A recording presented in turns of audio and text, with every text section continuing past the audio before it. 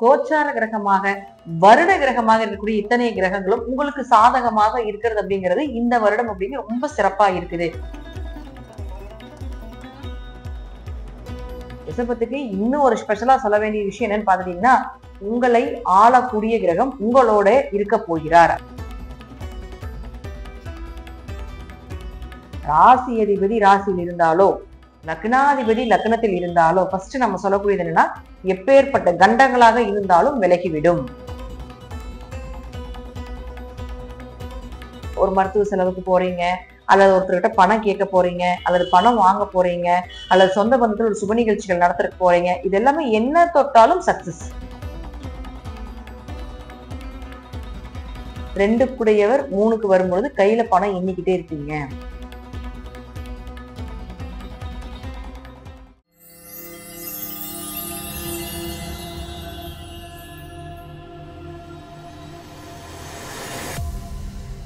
திருச்சிற்றம்பலம். தென்னாருடைய சிவனை போற்றி, எந்நாட்டவருக்கும் இறைவா போற்றி. அனைவருக்கும் வணக்கம். ரிஷப ராசிக்குண்டான ஜூலை மாத பலன்களை பத்தி நம்ம பார்க்கலாம்.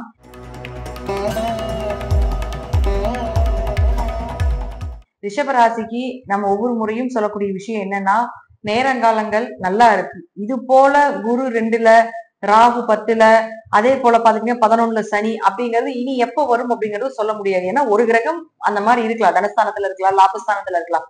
ஆனா கோச்சார கிரகமாக வருட கிரகமாக இருக்கக்கூடிய இத்தனை கிரகங்களும் உங்களுக்கு சாதகமாக இருக்கிறது அப்படிங்கிறது இந்த வருடம் அப்படிங்கிற ரொம்ப சிறப்பா இருக்குது.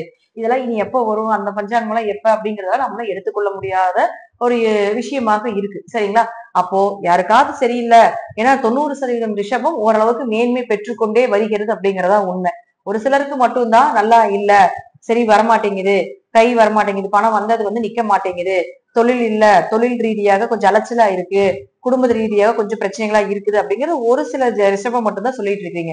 சோ அவர்களுக்கு பாத்துட்டீங்கன்னா, ஒன்னா யோகம் இல்லாத அமைப்பாக ஜாதகம் இருக்கலாம், அல்லது பாத்துட்டீங்கன்னா தசாபுத்தி ரீதியாக கொஞ்சம் ஏற்றத்தாழ்வுகளை ஏற்படுத்தி கொடுக்கும். அப்ப அது எப்ப வருது? ஏன்னா உங்களுக்கு 2.5 வருஷம் நல்லா இருக்க போகுது. சனி 11 இருக்கிற வரைக்கும் 2.5 வருட காலங்கள் நல்லா தான் இருக்க போகுது. இருப்பினும் சரியில்லை அப்படிங்கிறப்போ கொஞ்சம் பார்த்து தெளிவா புரிஞ்சுக்கிட்டு அதற்குண்டான தெய்வ வழிபாடுகளை நீங்க மேற்கொள்ளும் பொழுது தடைகளை உடைக்கும் அப்படிங்கிறத முற்றிலும் உண்மை. ரிஷபத்துக்கு இன்னும் ஒரு ஸ்பெஷலா சொல்ல வேண்டிய விஷயம் என்னன்னு பாத்துட்டீங்கன்னா, உங்களை ஆளக்கூடிய கிரகம் உங்களோட இருக்க போகிறார். அதாவது சுக்கிரன் தன்னுடைய சொந்த வீட்டிலே இருக்கிறார். இது உங்க ராசி. இங்க சுக்கிரன் தன்னுடைய சொந்த வீட்டில இருக்க போகிறார். அப்போ ராசி அதிபதி ராசியில் இருந்தாலோ, லக்னாதிபதி லக்னத்தில் இருந்தாலோ, ஃபர்ஸ்ட் நம்ம சொல்லக்கூடியது என்னன்னா, எப்பேற்பட்ட கண்டங்களாக இருந்தாலும் விலகிவிடும். உங்க மேல யாருக்காவது தப்பான ஒரு பார்வை, தப்பான எண்ணங்கள் இதெல்லாம் உங்களுக்கு வச்சிருக்காங்க அப்படின்னா அது எல்லாமே பாத்தீங்கன்னா விலக்கிடும். ராசி அதிபதி ராசியில் இருப்பது உங்களுடைய அடுத்த படிக்குண்டான, அடுத்த ஸ்டேஜுக்குண்டான ஒரு பயணமாக இருக்கும். அப்போ ஒரு விஷயம் பண்றீங்க, ஒரு மருத்துவ செலவுக்கு போறீங்க, அல்லது ஒருத்தர்கிட்ட பணம் கேட்க போறீங்க, அல்லது பணம் வாங்க போறீங்க, அல்லது சொந்த பந்தத்தில் ஒரு சுப நிகழ்ச்சிகள் நடத்துறதுக்கு போறீங்க, இது எல்லாமே என்ன தொட்டாலும் சக்சஸ். எதை தொட்டாலும் சக்சஸ் இந்த மாதம். என்னதான் உங்க வாழ்க்கையில தவறான ஒரு நெகட்டிவான விஷயங்கள் இயங்கிட்டு இருந்தாலும் கூட இந்த காலகட்டங்கள்ல அது எல்லாமே உங்களுக்கு சாதகமாக நீங்க எதிர்பார்த்தபடி ஒரு சந்தோஷத்துல நடக்கும் அப்படிங்கறத நம்ம எடுத்துக்கலாம். அடுத்தது புதன். இந்த புதனை பொறுத்த வரைக்கும் பாத்தீங்கன்னா 2 மற்றும் 5ஆம் அதிபதி குடும்பம், குழந்தைகள், பொருளாதாரம், குல தெய்வம், குடும்ப ஒற்றுமையை சொல்லக்கூடியது, அதே போல அதிர்ஷ்டம், இது எல்லாமே உங்களுக்கு புதன் தான் கொடுப்பார். அந்த புதன் அப்படின்னு சொல்லக்கூடியவர் உங்க ஜாதகத்துல 3ஆம் வீட்டுக்கு வரப்போகிறார். 2 3க்கு வரும்பொழுது கையில பணம் எண்ணிக்கிட்டே இருப்பீங்க. ஏதாவது ஒரு வழியில பணப்புழக்கங்கள் ஏற்படும், அல்லது உங்க குழந்தைகள் ரீதியாக, அல்லது உங்க குழந்தைகளுக்கு இது போல ஏதாவது பணப்புழக்கங்கள் ஏற்படும் அப்படிங்கிறதா உண்மை. ஆனால் 18ஆம் தேதிக்கு மேல பாத்துட்டீங்கன்னா உங்களுக்கு புதன் வக்ரமாகிறார். உங்க ஜாதகத்துல புதன் வக்ரமாக இருந்தால் அது எப்போ, அதாவது ஆகஸ்ட் மாதம் 11ஆம் தேதி வரைக்கும் வக்ரகதியில தான் இருக்க போகுது. அப்போ உங்க ஜாதகத்துல புதன் வக்ரமாக இருந்தால் இன்னும் கொஞ்சம் அதிக பலத்தை கொடுக்கும், இன்னும் கொஞ்சம் பணப்புழக்கத்தை கொடுக்கும், குடும்ப ஒற்றுமையை அதிகமாக ஏற்படுத்தி கொடுக்கும். ஒருவேளை உங்க ஜாதகத்துல புதன் வக்ரமாக இல்லை அப்படின்னா பணம் சார்ந்த விஷயங்கள், குடும்பம் சார்ந்த விஷயங்கள், குழந்தைகள் சார்ந்த விஷயங்கள் இது எல்லாமே 18ஆம் தேதிக்கு முன்னாடி வைத்துக் கொள்வது என்பது சிறப்பான விஷயமாக இருக்கும். ஏன்னா வக்ரம்னா கோபம், பிடிவாதம், தன்னுடைய நிலையிலிருந்து மாறு நிலைக்கு வேற நிலைக்கு போகக்கூடிய ஒரு அமைப்பு, இப்படிலாம் நிறைய விஷயங்கள் நம்ம சொல்லலாம். அப்போ உங்க ஜாதகத்துல புதன் வக்கரமாக இல்லைன்னா உங்களுடைய நல்ல விஷயங்கள் எல்லாமே 18ஆம் தேதிக்கு முன்னாடியே முடித்துக் கொள்வது சிறப்பு. அப்படி இல்லைன்னா உங்க ஜாதகத்துல புதன் வக்கரமாக இருந்தால் 18ஆம் தேதிக்கு மேல இது போல பணப்புழக்கங்கள் அதிகமாகிறது, குடும்ப ஒற்றுமையா இருக்கிறது போல, தெய்வ வழிபாடு செய்யறது, இதெல்லாம் சிறப்பானதாக இருக்கும். அடுத்தது சூரியன். சூரியனை பொறுத்த வரைக்கும் பாத்தீங்கன்னா உங்க லக்னத்துக்கு அல்லது உங்க ராசிக்கு 4ஆம் அதிபதி. அப்ப சூரியன் அப்படின்னு சொல்லக்கூடியவர் குருவோட சேர்ந்து இருக்கும் பொழுது, நம்ம முதல்லயே போன மாதம் சொல்லியிருப்போம், சிவராஜ யோகத்தோட சூரியன் வேலை செய்ய போகிறார். பெயர், புகழ், மதிப்பு, மரியாதை, எங்க போனாலும் உங்க மேல இருக்கக்கூடிய அந்த கெட்ட பெயர் அப்படிங்கறத விளக்குறது, இதெல்லாமே ஏற்படுத்தி கொடுத்திருப்பார் கடந்த 15ஆம் தேதி வரைக்கும். இப்போ பாத்துட்டீங்கன்னா 16ஆம் தேதிக்கு மேல, அதாவது வரக்கூடிய ஜூலை மாதம் 16ஆம் தேதிக்கு மேல பாத்துட்டீங்கன்னா உங்களுக்கு அவரும் பாத்துட்டீங்கன்னா உங்களுடைய ராசிக்கு 4ஆம் வீட்டுக்கு பரப்போகிறார். அப்ப 5 கூடையவர் 4க்கு வரும்பொழுது வீடு, மனை, சொத்துக்கள், வண்டி, வாகன யோகங்கள் இதெல்லாமே ஏற்படுத்தி கொடுப்பார். எப்படி இருந்தாலும் பாத்துட்டீங்கன்னா உங்களுக்கு இந்த சூரியனும் புதனும் சேர்க்கை ஏற்படும் பொழுது சிவ ராஜ யோகத்தோட இருந்த சூரியன் அடுத்தது புதனோட சேர்ந்து புதாத்திய யோகமாக மாறப்போகிறார். அப்ப புதாத்திய யோகமாக மாறும் பொழுது நல்லா புரிஞ்சுக்கணும், யாருக்காவது படிச்சுட்டு வேலை இல்லாம இருக்கு, அல்லது படித்த படிப்புக்கு உண்டான வேலை இல்லை, அல்லது இங்க படிக்கிற இது எனக்கு பிடிக்கல, இன்னொரு பக்கம் போய் படிக்கலான் இருக்கீங்க, ஸ்கூல் மாத்துறது, காலேஜஸ் மாத்துறது, படிப்பு சார்ந்த விஷயத்துல அடுத்த ஸ்டேஜுக்கு போறது, அல்லது வெளிநாடு போறது, ஏதோ உள்ள படிப்பு ரீதியாக ஏதாவது ஒரு வளர்ச்சி வேணும் அப்படின்னா கண்டிப்பாக இந்த சூரியனும் புதனும் சேர்ந்ததுக்கு அப்புறம் செய்வது என்பது ஒரு சிறப்பான விஷயமாக இருக்கும். இருப்பினும் புதன் 18ஆம் தேதி மேல வக்கரம் ஆகிறதுனால உங்க ஜாதகத்துல வக்கரமாக இருந்தா இன்னும் அதீத யோகத்தை நிச்சயமாக ஏற்படுத்தி கொடுப்பார்.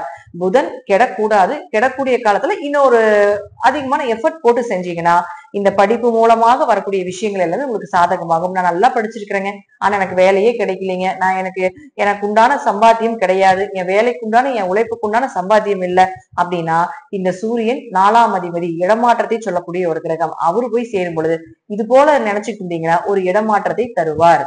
ஒரு இடமாற்றம் மூலமாக உங்களுக்கு எல்லாமே சாதகமாக முடியும். நீங்க நினைத்ததை விட பெரியதாகவே வர்றதுக்குண்டான வாய்ப்பையும் இந்த சூரியனும் புதனும் சேர்ந்து ஏற்படுத்தி கொடுப்பார். அடுத்தது பாத்துட்டீங்கன்னா உங்களுக்கு சுக்கிரன் 6 கூடிய லக்னாதிபதி மற்றும் 6ஆம் அதிபதி. அப்ப லக்னாதிபதி லக்னத்திலேயே ஆட்சி பலம் பெற்று இருக்கும் பொழுது வீடு, மனை, சொத்துக்கள், அதே போல பெயர், புகழ், மதிப்பு எங்க போனாலும் கிடைக்கிறது. ஆனாலும் 6ஆம் அதிபதியும் ஆகிறாரு, நோய் ஸ்தானாதிபதியும் ஆகிறாரு, கடனுக்கும் அவர் தானே பொறுப்பேற்றிருக்கிறாரு. அப்போ இப்போ நீங்க பாத்தீங்கன்னா நோய் விலகிறதுக்கு நல்ல மருத்துவர், கடன் இருந்தா அந்த கடனை கொடுக்கறதுக்கு உண்டான ஒரு வாய்ப்பு, அல்லது வேற பக்கம் ஏதாவது ரோல் பண்ணி கொடுக்கறதுக்கு உண்டான வாய்ப்பு. சுக்கிரன் அப்படின்னாலே உங்களுக்கு 6 கூடையவர், வேலை வாய்ப்புகளை சொல்லக்கூடியவர். அப்போ இப்ப சூரியனும் புதனும் சேர்ந்து இருக்கும் பொழுது அப்ப இடமாற்றத்தை கொடுக்கக்கூடிய அமைப்பு ஏற்படுத்தி கொடுக்குது இல்லையா 4ஆம் அதிபதியும் சொல்லக்கூடிய தொடர்பு.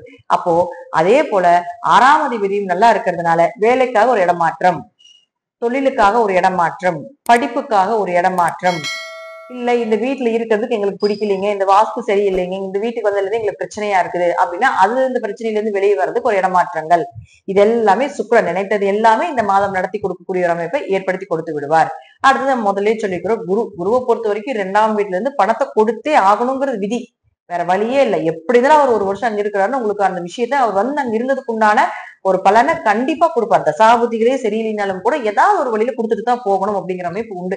அப்ப அவரும் பாருங்க 8ஆம் வீடு 2, 8 தொடர்பு எப்படியும் வந்து உங்களுக்கு பணப்புழக்கத்தை கொடுத்தே தீரணும். மறைமுக பணம், திடீர் பணவரவுகள் இதெல்லாம் ஏற்படுத்தி கொடுத்துருவார். அடுத்தது சனியை பொறுத்த வரைக்கும் பாத்துட்டீங்கன்னா இந்த மாதம் இவரும் வக்ரமாக போகிறார். அதுவும் பாத்துட்டீங்கன்னா 13ஆம் தேதி வக்ரமாக தொடங்கி நவம்பர் மாதம் 28ஆம் தேதி வரைக்கும் வக்ரகதியே. அப்போ உங்க ஜாதகத்துல சனி வக்ரமாக இருந்தால் யோகமே. உங்க ஜாதகத்துல இது தனியா நான் சனி வக்ர பயிற்சி அப்படின்னு ஒரு ராசிக்கு தனியாவே கொடுக்குறேன். பொதுவா இப்ப நம்ம இந்த மாத பலன்ல எடுக்கும் பொழுது சனி உங்க ஜாதகத்துல வக்ரமா இருந்தா தொழில் வளர்ச்சி, அடுத்த தொழிலுக்கு உண்டான வேலைகள், அப்பா சொத்துக்கள் சார்ந்த விஷயம் சக்சஸ், லாபங்கள் கொஞ்சம் பெருகுவது அப்படிங்கிறது எல்லாமே கொடுக்கும். ஒருவேளை சனி வக்ரமாக இல்லை அப்படின்னா கொஞ்சம் இந்த விஷயத்துலதான் கவனமாக இருந்து செயல்படுத்திக்கோங்க. இது தனிப்பதிவாக இன்னும் கொஞ்சம் டீட்டெயிலா கொடுக்குறேன். இப்ப நம்ம பொதுவா ஒரு செகண்ட், கொஞ்சம் ஒரு 10 செகண்ட்ல சொல்லக்கூடிய ஒரு சின்ன ஒரு பதிவுகள் இது.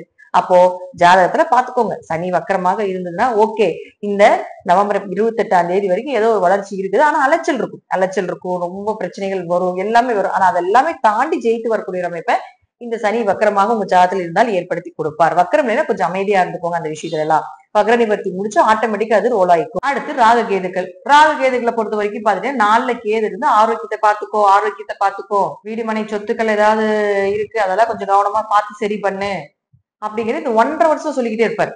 வரக்கூடிய 1.5 வருஷம் கேது அங்கதான் சொல்லிட்டு இருக்கும், அம்மாவுடைய ஆரோக்கியத்தை பாத்துக்கோ அப்படிங்கறது சொல்லிக்கிட்டு தான் இருக்கும்.